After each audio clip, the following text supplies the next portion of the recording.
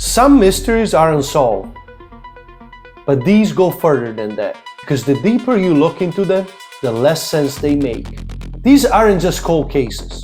They are events that shouldn't have happened at all, and to this day, no one has been able to explain. Welcome back! And if this is your first time here, this is the third long-form video of the channel.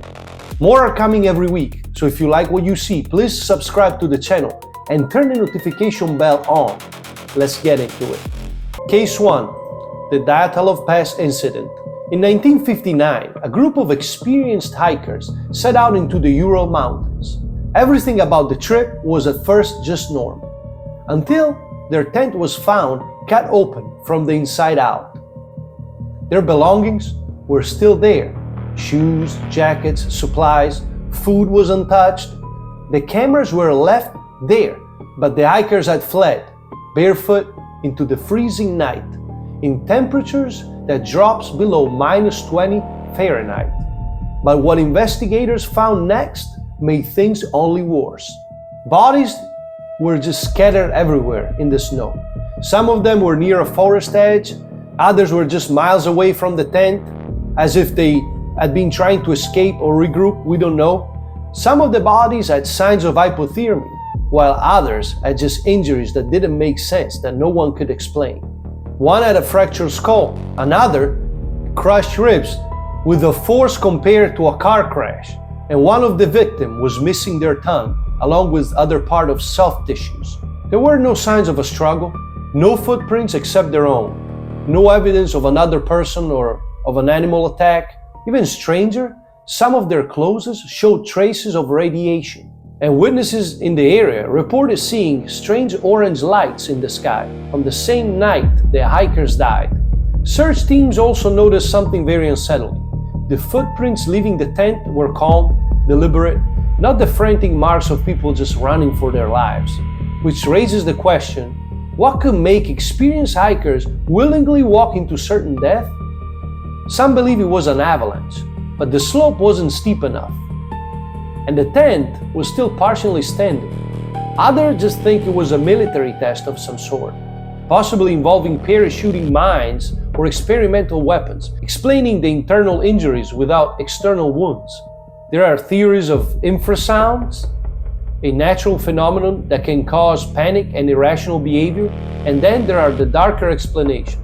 Something they saw maybe, something they heard, or something that forced them out into the night.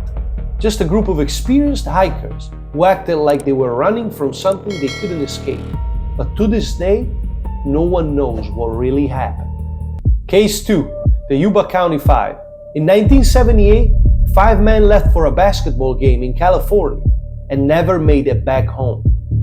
The group, later known as the Yuba County 5, were just a regular group of friends. They had no reason to go anywhere else but to the basketball game. But somehow, days later, their car was found abandoned in the mountains, more than 70 miles off course, deep into the Plumas National Forest. There were no reason for them to be there. The road wasn't on their route. It led into freezing, isolated terrain with no lights, no town, nothing. Their car wasn't stuck. It still had gas in the tank. The keys were missing, but the doors were unlocked. Inside, everything looked normal. Candy wrappers were found everywhere. Programs for the game were scattered on the floor in the car. But it gets worse. Months later, after the snow melted, one of the men, Ted Weir, was found inside a forest trailer. He had access to food, enough to survive for weeks, even months, but somehow he starved to death. He had lost over 80 pounds. His beard had grown long, meaning he had survived there somehow, even without eating, probably for weeks. But even more disturbing, someone had wrapped his body carefully in sheets, like they were trying to take care of him or to preserve his body somehow. Other bodies were found miles away, some without shoes, as if they had wandered aimlessly into the wilderness in the freezing cold. One man was never found at all, no signs of foul play, no clear injuries explaining what actually happened, no evidence of an attacker. So why did they drive into the mountains? Some believe they got lost, but the road was remote, like we said, completely out of the way. Others think they were chased, possibly by someone or something. forcing them deeper into the forest. There were also reports of a woman that night, claiming she saw a group of men with a truck and strange lights in the distance, but her story was never confirmed nor denied. Some theories suggest paranoia, confusion, or a breakdown that led them to abandon the car, but that still doesn't explain why they left the working vehicle, or how they survived for weeks surrounded by food and didn't eat it.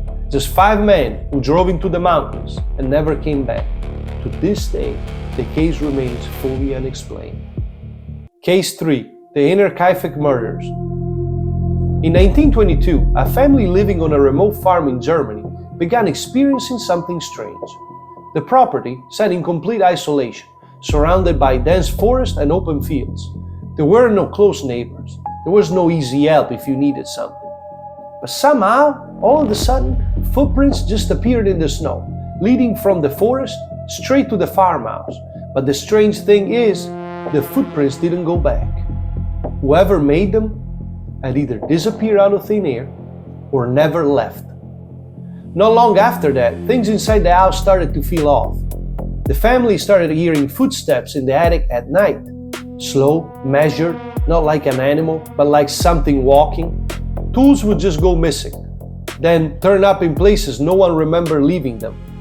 A set of keys vanished and was never found. At one point, a newspaper showed up on the property, one that no one in the family had bought or brought home. And then, just days before everything happened, their maid quit. She didn't give much explanation, just that the house felt wrong, that she heard voices, that she believed somehow the house was haunted. The family though stayed, then everything just went quiet. And one by one, the family members were led into the barn. There, all 6 victims were murdered with a heavy farming tool, believed to be a heavy-duty pick. There were signs of struggle, but not of chaos. It didn't look random, it looked controlled. But what investigators discovered next is what turned the case from tragic to deeply disturbing. Whoever did it didn't leave.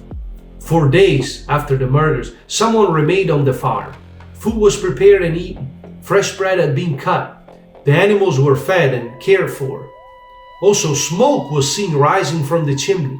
From the outside, nothing seemed wrong. Neighbor later said the farm looked active, normal, as if the family was still alive. When the bodies were finally discovered, it had already been days. Whoever had been there was gone. No forced entry, no clear sign of theft, no murder weapon ever officially recovered. Investigators questioned multiple suspects, including former workers and people connected to the family, but nothing ever stuck. Some believe it was someone the family knew. Others think the killer had been there long before the murders, hiding in the attic, watching them, learning their routines. And those footprints in the snow? Maybe they were in the beginning of the story. Maybe they were the only visible trace of something that had already been inside the house. Despite one of the most intense investigations of its time, the killer was never found. But this real story scares me to the core because I imagine the killer sitting up there, just waiting for the right moment to strike. Some mysteries are unsolved because there just isn't enough evidence. But these are different. Because even with everything we know, they just still don't make sense. And maybe that's what makes them so scary. If you made it this far, you already know, this is just the beginning. Make sure to subscribe to Rocco Arcane for more videos like this. And until the next one, remember, there are things out there that lurk in the shadows. And sometimes they're closer than you think.